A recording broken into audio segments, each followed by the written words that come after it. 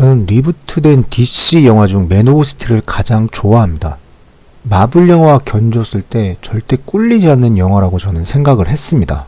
맨 오브 스틸의 가장 큰 중심, 거기에는 슈퍼맨의 고독과 액션을 매우 잘 처리했다는 점이 좋았습니다. 그리고 왜 호불호가 있는지는 잘 모르겠는데 저는 액션씬이 굉장히 좋았거든요. 특히 일본 만화 드래곤볼을 보는 것 같은 느낌을 굉장히 많이 줬습니다. 드래곤볼의 액션씬의 경우에 캐릭터의 파워업을 그리기 위해서 외적인 요소를 파괴하거나 변형시키는 경우가 굉장히 많이 있습니다. 초사이어인이라는 것으로 변할 때 땅에 있는 돌멩이가 떠오르거나 번개가 일어나는 모습들을 보여줬어요. 결투 장면에서는 주변 사물이 부서지는 걸 통해서 혹은 동료의 표정을 통해서 이 싸움이 얼마나 대단하고 큰지를 그려줬습니다. 맨 오브 스틸 역시도 마찬가지입니다. 주변 사물이 부서지는 것을 액션의 중심에 넣음으로써 캐릭터의 강함과 액션의 크기를 표현했어요. 그래서 저는 이때까지만 해도 잭 스나이더 감독을 매우 좋아했습니다. 하지만 그럼에도 불구하고 맨 오브 스틸은 관객들로 하여금 그렇게 좋은 평가를 받지 못했습니다. 그리고 이후 나온 배트맨 대 슈퍼맨, 저스티스 리그까지 폭망하면서 코믹스에서는 마블과 양대 산맥을 이루었지만 영화에서는 고전을 금치 못하고 있는 모습을 지금도 보여주고 있습니다. 그렇다면 왜 DC는 마블처럼 영화를 만들지 못했을까? 해답은 맨 오브 스틸에 있습니다. 먼저 세계관입니다.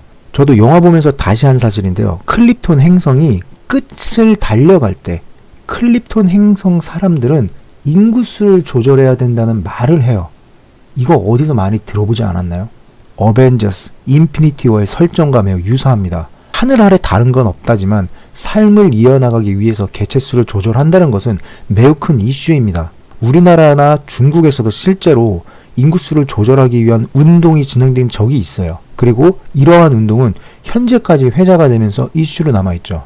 마블은 이러한 특이점을 이야기의 중심에 넣고 품었어요. 그리고 이러한 것들을 캐릭터에게 부여함으로써 타노스라는 인물이 조금 더 입체적으로 보일 수 있게 만들었습니다. 즉 마블은 어떤 현상을 시스템과 신념에 대입시킴으로써 문제를 제기하는 스토리텔링을 진행했다는 겁니다. 하지만 DC는 유사한 상황을 단순히 배경만으로 잡았습니다. 물론 잘 만들어진 배경은 오히려 이야기에 힘을 주고 새로운 감각을 부여하기 때문에 큰 단점은 아닙니다. 영화 초반 조드 장군이 클립톤 행성의 시스템에 분개하고 이를 재확립시키려고 하는 의도, 그게 권력욕인지 아니면 자신의 계획한 세상이 또 다른 게 있는 건지, 카일이 자연분만으로 태어나면서 클립톤 행성의 희망이 된 이유는 또 뭔지, 또 카일이 자연분만으로 태어났다는 것을 알아챘을 때 조드 장군이 반역자라고 하면서 화를 낸 이유는 또 뭔지.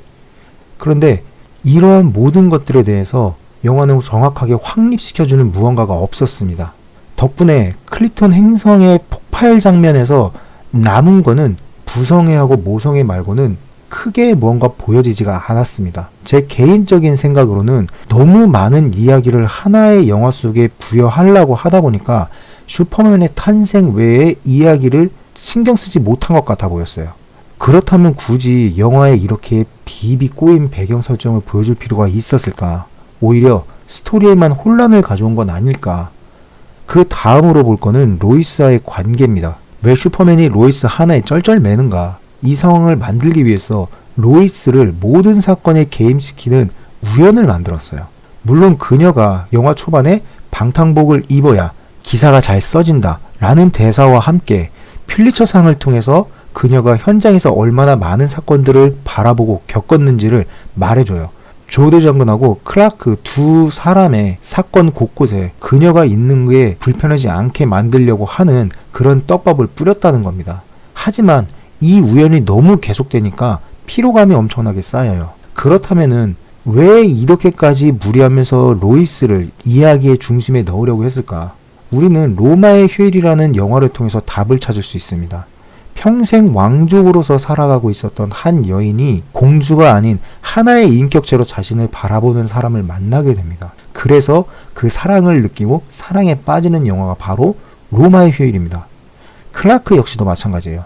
유년 시절부터 성년이 될 때까지 그는 타인에게 도움을 줘도 단 한 번도 감사하다는 말을 들어본 적이 없고 오히려 떠돌이가 돼서 살아가게 되는 그런 모습을 계속해서 영화에서 보여줬습니다. 그런데 그가 누구인지, 그가 왜 이런 힘을 얻었는지, 그리고 그를 보호하고 대변함으로써 위험한 인물이 아니고 우리에게 도움을 줄 수 있는 인물이 바로 그라는 거를 계속해서 밝혀주는 인물이 로이스예요. 로마의 길 속 주인공처럼 클라크를 다른 사람이 아닌 평범한 우리 이웃으로 바라봤었던 유일한 인물이 바로 로이스라서 클라크가 그녀에게 점점 사랑의 감정을 느끼게 된 겁니다. 이러한 스토리는 가위손이나 드라큘라 등의 영화 속에서도 쉽게 찾아볼 수 있는 스토리 라인입니다. 그런데 안타깝게도 우연히 필연이 되는 상황을 너무 빠르게 전개시키거나 어떤 드라마틱한 요소를 넣어서 극적 긴장감을 만들어야 되는데 우연히 너무 반복되다 보니까 왜 저 사람은 계속 나오지? 라는 의구심이 관객들이 계속 든다는 거죠.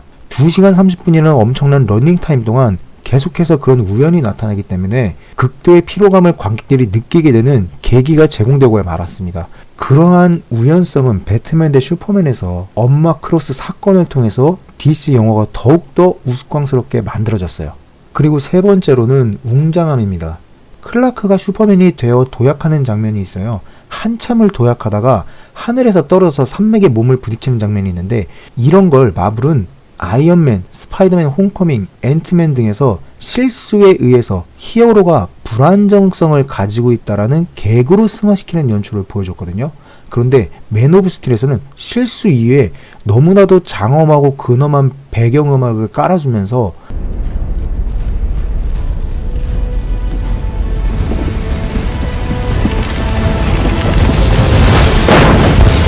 멋지게 도약하고 세계 곳곳을 날아다니는 모습으로 표현을 했어요. 이게 DC가 망할 수밖에 없는 이유라고 저는 봐요. 물론 슈퍼맨은 개그 캐릭터가 아니에요. 하지만 그렇다고 해서 개그적인 요소를 넣지 않을 필요가 없는 거죠. 닥터 스트레인지를 예를 들면은 와이파이 패스워드. What's this? My mantra? It's the Wi-Fi password. We're not savages. 그리고 망토가 눈물을 닦아주는 장면이나 작동하지 않는 마법 등을 통해서 캐릭터는 진지하지만 주변 상황을 재밌게 만듦으로써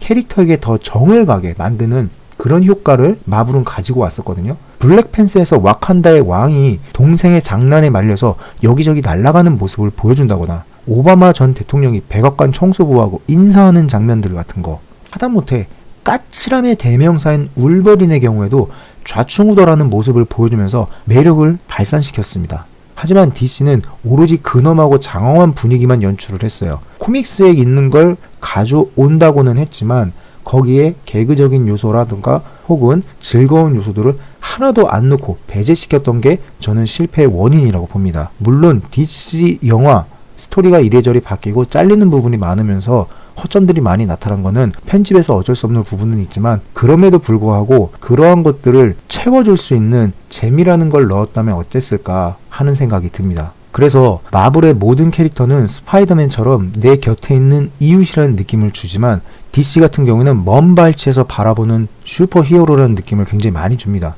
즉 과거의 영웅처럼 보인다는 거죠. 일반인이 이순신 장군을 좋아하지만 그를 함부로 대할 수 없는 것과 굉장히 유사한 상황인 거예요. 마블 같은 경우에는 갖고 놀 수 있지만 DC 같은 경우에는 이순신 장군 같은 느낌이 들어서 가지고 놀 수가 없는 존엄한 존재로 보인다는 겁니다.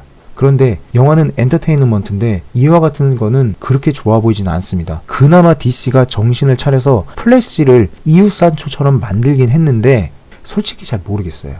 이처럼 DC는 맨 오브 스틸, 자신들의 첫 프랜차이즈 영화에 러닝타임 1시간도 되지 않는 시점에서 관객들의 마음을 제대로 읽지 못하는 스토리텔링과 연출 실수를 보여주면서 커다란 과오를 저질러 버렸습니다. 이제 곧 아쿠아맨이 개봉을 하고요. 샤잠 역시도 개봉을 한다고 하네요. 과연 DC가 이 두 영화는 어떻게 그리는지 한번 지켜보자고 말씀드리면서, 그리고 기대와 우려가 다가오고 있다는 걸 말씀드리면서 영상 마치겠습니다. 긴 영상 봐주셔서 감사합니다.